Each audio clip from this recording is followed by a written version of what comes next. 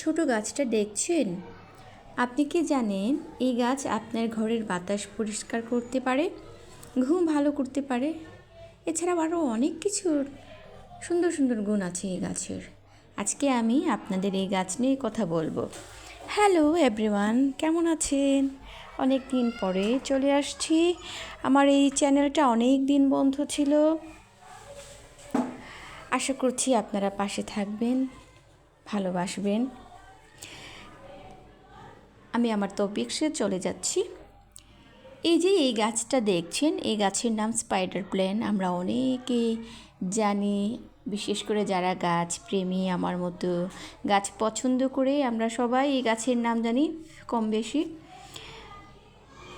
অনেকেই শুধু ডেকোরেশনের জন্য কিন্তু এই গাছ রাখে, সুন্দর তাই রাখে। আবার ইনডোর প্ল্যান্টস খুব সহজে এই গাছটা লাগানো যায়। কিন্তু সৌন্দর্য ছাড়াও এই গাছের কিন্তু অনেক উপকার রয়েছে যা আমরা অনেকেই জানি না। আমি আজকে এই গাছের 5টা উপকার আপনাদের সামনে তুলে ধরতে চাই। প্রথম উপকার বলবো, এটি আপনার ঘরের বাতাস পরিষ্কার করে, ক্ষতিকর গ্যাস কমিয়ে বাতাসকে করে তুলে ফ্রেশ। আর দ্বিতীয় উপকার, এই গাছ ঘুম ভালো করতে সাহায্য করে। রুমে রাখলে একটা শান্ত পরিবেশ তৈরি হয়। আমি তাই ব্যালকনির পাশাপাশি আমার বেডরুমেও কিন্তু গাছ রাখি। আর 3 নাম্বার উপকার বলবো, এটা আপনার ঘরের সৌন্দর্য কয়েক গুণ বাড়িয়ে দেয়। সত্যি কিন্তু